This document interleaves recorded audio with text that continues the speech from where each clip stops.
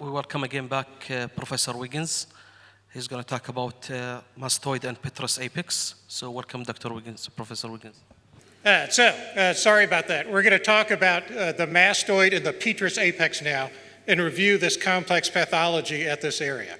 So I have nothing significant to disclose. We're going to look at this complicated anatomy and again see about how CT and MRI are complementary when evaluating these complex cases of the mastoid and the petrous apex. So we can think about the temporal bone as having these different subunits: external auditory canal, mastoid, the middle ear, the inner ear, and then the petrous apex. So for this, the next 20 minutes, I'm just going to focus on the mastoid and the petrous apex and some of the more important pathologies that we see at this area. So first, the mastoid. When we think about the mastoid air cells, we're often trying to think again, is there just incidental fluid there at this level, or is it actually infection or mastoiditis or some pathology?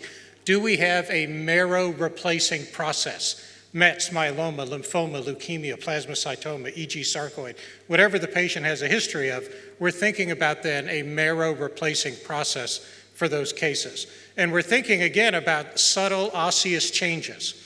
So around the temporal bone and the skull base, if I have a nice bone CT and I have a contrasted MR, those are complementary, just as you heard with tinnitus. And we think about if we have both of those studies, we can sometimes tell you exactly what the pathology is. So that's very powerful in these cases. Now, it's important to know that mastoid fluid is not the same as mastoiditis. The referring docs, the ER guys, make that diagnosis of mastoiditis. Just seeing fluid is not mastoiditis. That fluid can enhance. That's not mastoiditis. That fluid might be bright on T1. That's not mastoiditis. Mastoiditis is a clinical decision that our referring docs make. And that guy is sick. He's in the ER, in the fetal position. He does not want to talk to you or have a conversation. That's a mastoiditis patient. He's really sick. What we usually see is just fluid, and we're trying to differentiate that, which can be very hard on CT. So we're trying to think, is that just fluid in the mastoid air cells, or do we actually have osseous destruction to make us think that it's something more exciting in that case? And we know that right next to the mastoid air cells, you have the external auditory canal immediately anterior, and you have the transverse and sigmoid sinus immediately medial to it. So we have these dural venous sinuses, and if we have thrombosis of that sinus, the venous drainage of the mastoid air cells is into that sinus. So if we occlude the sinus, we may get fluid in the adjacent mastoids. Now, it's very rare, but any time that we do see osseous destruction, and you knew the bone was intact before, that's mastoiditis. And we add the word coalescent to tell us that there's osseous destruction. So this is a patient who in 2018, we could see the bone very nicely, and in 2021, we've lost that bone. So this is one of the rare cases where I will say this is mastoiditis. There was bone there before, and now it's gone. And that's coalescent. We add that word for osseous destruction. And here's another case. We've got a bunch of fluid, but you see you've lost all the septations here on this side. Not all of us are perfectly symmetric, so we think about one side being the same as the other, but we try to compare the septations in those mastoid air cells to differentiate those cases. So if we have thrombosis, as we see in this graphic of the transverse and sigmoid, we may get fluid. Might be a little bit of fluid, might be a lot of fluid, but there's fluid in the mastoid air cells, not in the middle ear. So that's a way we can differentiate chicken or the egg. Did it start with dural sinus thrombosis, or did it start with otomastoiditis? Otomastoiditis will be opacification of the middle ear and the mastoids, but if we start with transverse thrombosis, we have opacification of the mastoid, but not the middle ear. The middle ear venous drainage is anteriorly along the eustachian tube. The mastoid drainage is into the transverse sinus. So if that thrombosis, then we get opacification of the mastoid air cells.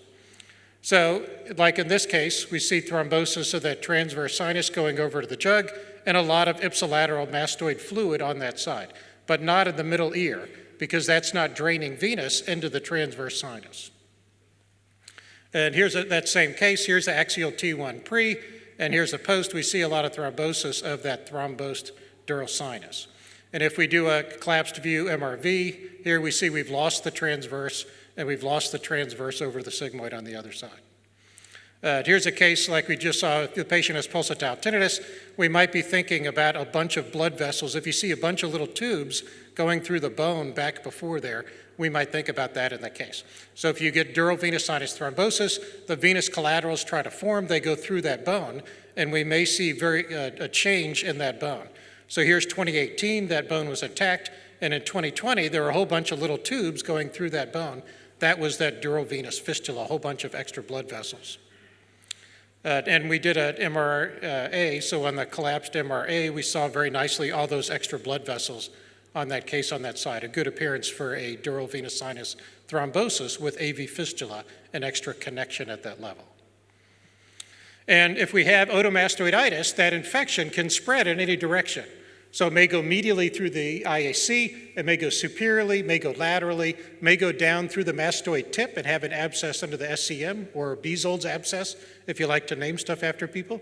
So that infection can go in different directions. So here in this case, it went laterally through the squamous portion of the temporal bone out laterally and back towards that transverse sinus.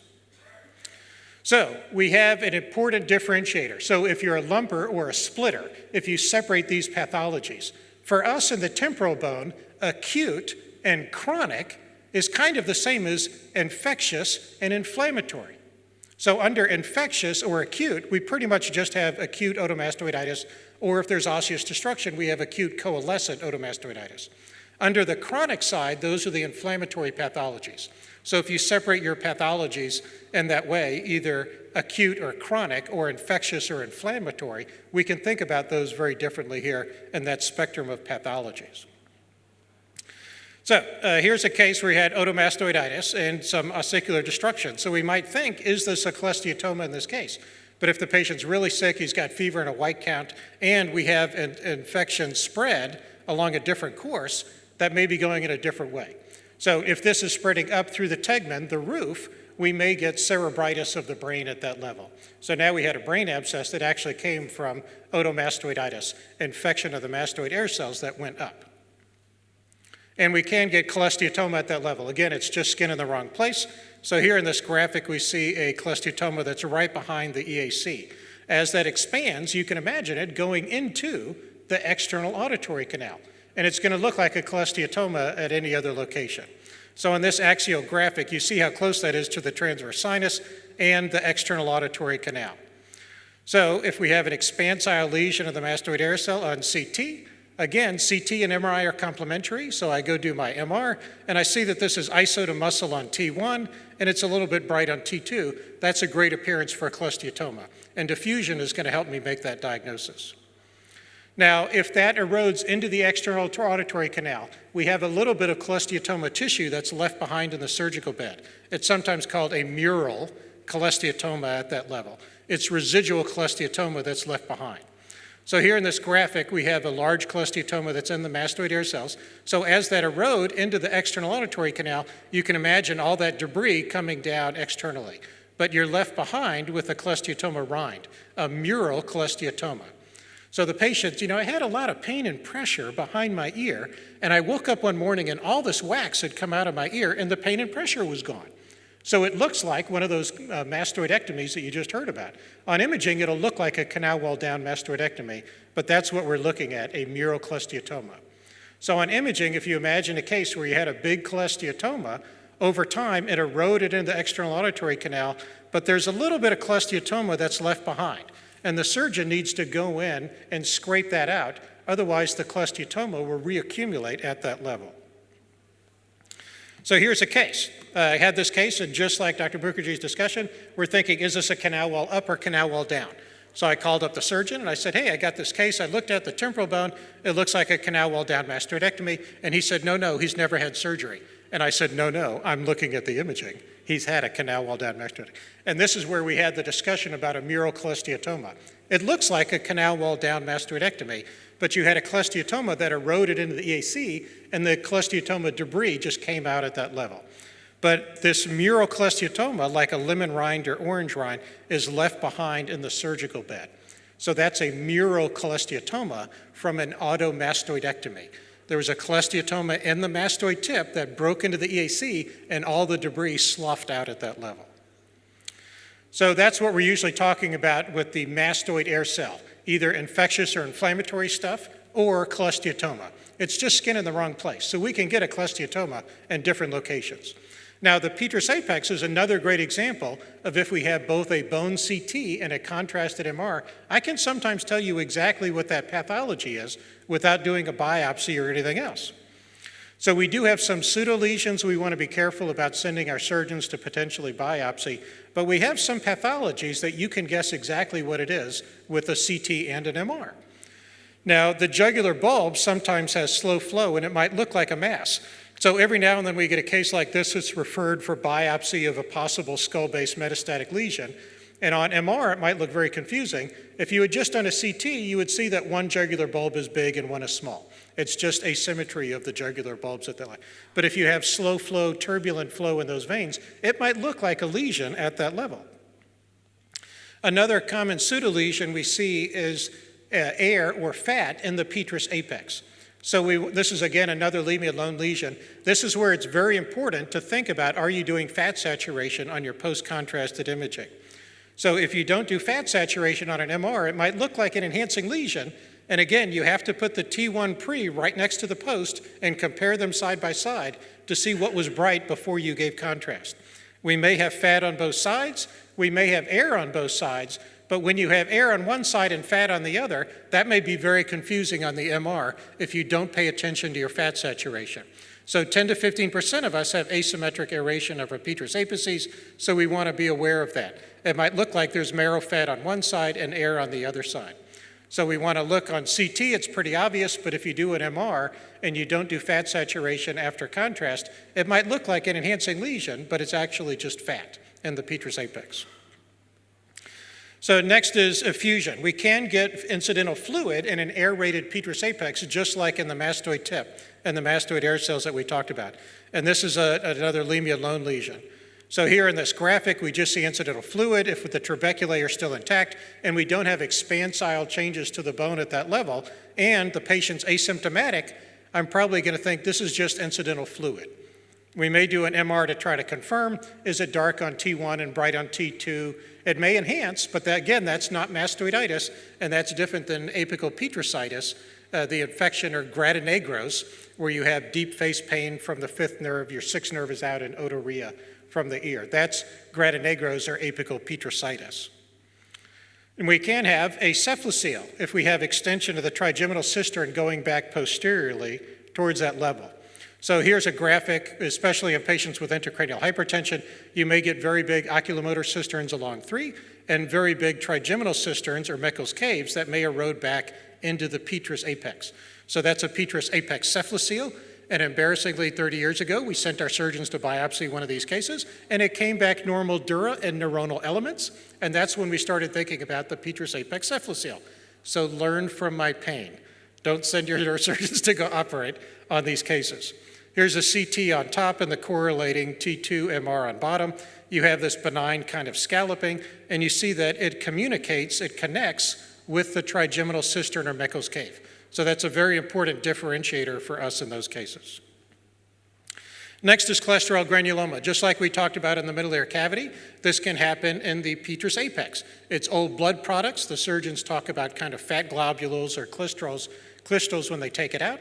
But we have an expansile lesion that is specifically old blood products at that level. So it has a characteristic MR signal intensity. On CT, we see expansile changes, and we don't see trabeculae within the petrous apex at that level. But when we do the MR, it's bright on both T1 and T2. Again, if I do a fat sat and it stays bright, I know that's not fat. So if it's bright on T1 and T2, that's a good appearance for blood products. That's a cholesterol granuloma. I can tell you exactly what that pathology is. Now, if I have an expansile lesion, but when I do the MR, it's dark on T1 and bright on T2, that's fluid. And we think about that as a mucocele. Just like in the paranasal sinuses, if you occlude the drainage of a sinus, we have eggshell thinning and expansion, calcification, but it's just fluid on the inside. That's a mucocele. We can see the same thing in the petrous apex. Now, if we have infection, that's petrous apicitis or gratinegro syndrome. So deep eyeball pain on the trigeminal nerve, the sixth nerve is out, and otorrhea, that's the triad of apical petrositis or granonegro syndrome on those cases. So here we have an infectious process. There's an abscess or infection in the petrous apex at that level. And when we do the CT, we look for that osseous destruction. But it may be very hard to tell, is this just incidental fluid and the guy's got headache or it's asymptomatic, or does he actually have that triad of symptoms and he has osseous destruction? That's when we're going to think about apical petrositis in those cases. And if we give contrast, we might see a lot of enhancement. And here's the correlating MR. We see a lot of enhancement there with a fluid collection, just like an abscess at any other location. And next is cholesteatoma to finish up with. So we can get, it's just skin in the wrong place. You can get it in the middle ear cavity, in the mastoid, or in the petrous apex. We can compare that and want to differentiate it from something like an aneurysm. So here we have the horizontal segment of the carotid with expansion at that level. No, so expansion of the petrous apex. It looks a lot like that mucocele or the cholesterol granuloma, but when we do the MR, we get these weird turbulent flow. You might get a thrombus on the outside of that lesion. If we have a marrow replacing process, if we see soft tissue associated, we're going to think again about that differential, a marrow replacing process. Mets, myeloma, lymphoma, leukemia, plasmacytoma, e.g. sarcoid, whatever the patient has a history of, that's probably what that is. If you're doing a child, we might think about rhabdo, but we want to compare that to a cholesteatoma. Again, it's just skin in the wrong place. T1 is similar to muscle or brain. It doesn't enhance, but there's enhancement around it. It's kind of bright on T2. That's a good appearance for a cholesteatoma, and we like it to be bright on diffusion and dark on ADC. So on CT, we may have a destructive mass that's kind of expanding the bone and destroying it, and we think about that cholesteatoma as just skin in the wrong place. We compare that to other structures around the area. And a cholesteatoma in the middle ear, we think about that on H&E stain as being the same as an epidermoid cyst in the CP angle. And we use diffusion and ADC to differentiate those. So in the CP angle, we often think about an epidermoid cyst and an arachnoid cyst. They both look similar on T2, but when we do the diffusion, the epidermoid would restrict. So that's how we differentiate an epidermoid cyst from arachnoid in the CP angle. We can do the same thing in the mastoid or the petrous apex. So it's a little bit bright on the T2, it's iso to muscle on T1. It doesn't enhance, but there's enhancement around it. We think about the periclastic reaction of cholesteatoma, but it's bright on diff and dark on ADC. That makes the diagnosis for us. So we have a differential here. When we do that diffusion, I know exactly what that thing is. So to finish up, we have the spectrum. We can think about a flow chart. CT and MRI are complementary for us in the petrous apex. I'm going to think about the osseous changes. What are those changes?